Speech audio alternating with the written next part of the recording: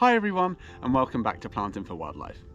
Today I'm looking at creating different planting styles with one plant, Allium Purple Sensation, plus one other companion plant. I've got 5 different planting combinations for you that I really hope you'll love and perhaps even try out in your own garden. Of course, any combination that works with Allium Purple Sensation will also work with any other purple allium, so don't worry if you have a different variety. I love contemporary, wildlife-friendly planting design, and alliums just seem purpose-built for this, combining a beautiful architectural quality with their perfect spherical orbs of flowers, but also keeping a naturalistic vibe too. As long as they're planted in free-draining soil, they'll also come back year after year, more than any of the other bulbs that I've planted in my own garden at least. They're absolute magnets for pollinators, including for moths, which I've seen being out in my garden at night a bit recently. One other thing alliums are great for is providing continuity in your planting. For example, if you do have a larger plot, you can use them to kind of dot throughout the different beds to tie things all together. I love the vibrant colour of Purple Sensation. It has around 100 flowers held in perfect symmetry and is also one of the first alliums of the year to flower. I tend to prefer the earlier flowering alliums because they fill that space between spring and summer and also combine really nicely with some of the other late spring blooming flowers.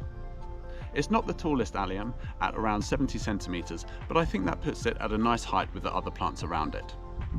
I only noticed it this year, but Purple Sensation also has quite a pleasant scent to it too.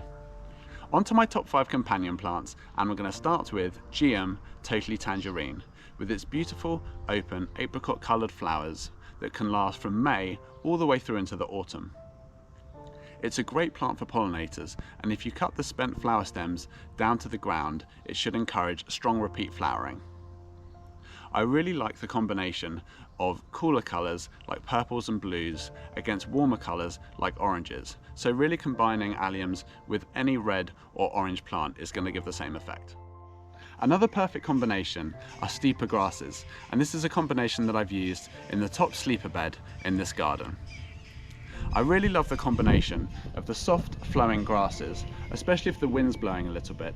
They give a really nice movement to the planting scheme, contrasting against the strong architectural uprights and spheres of the alliums. I think steeper looks great in any sunny spot, and whilst it won't really benefit the pollinators in your garden, it does provide great ground cover for birds. And I've seen a resident wren just diving or flying into this bed quite a lot recently, which is great to see. The most common variety of steeper that people tend to grow is called Steeper tenuissima. But the variety that I've grown in this garden is slightly different, called Steeper lysingulana.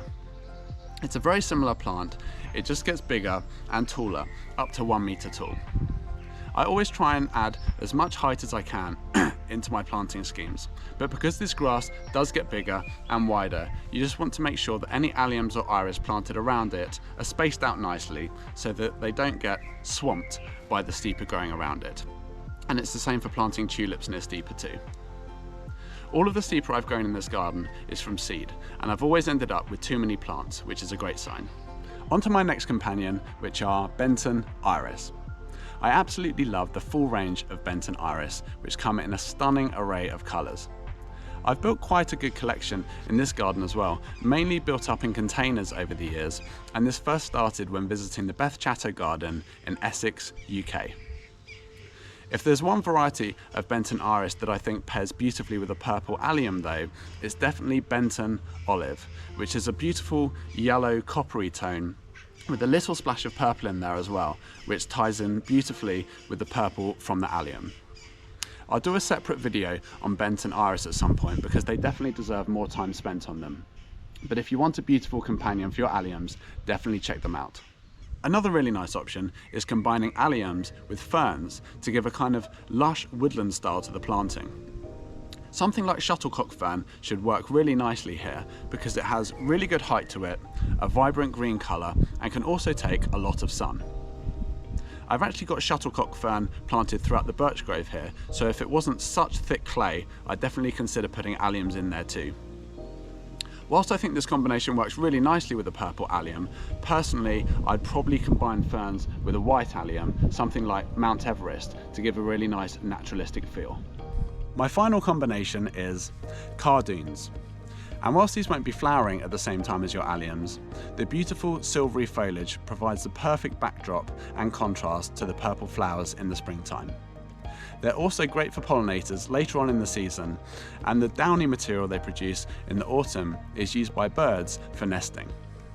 If you've enjoyed the video, please give it a like and subscribe, and if you haven't seen me on Instagram, it's mjdearman_photography. Until next time, thanks for watching and enjoy the wildlife in your garden.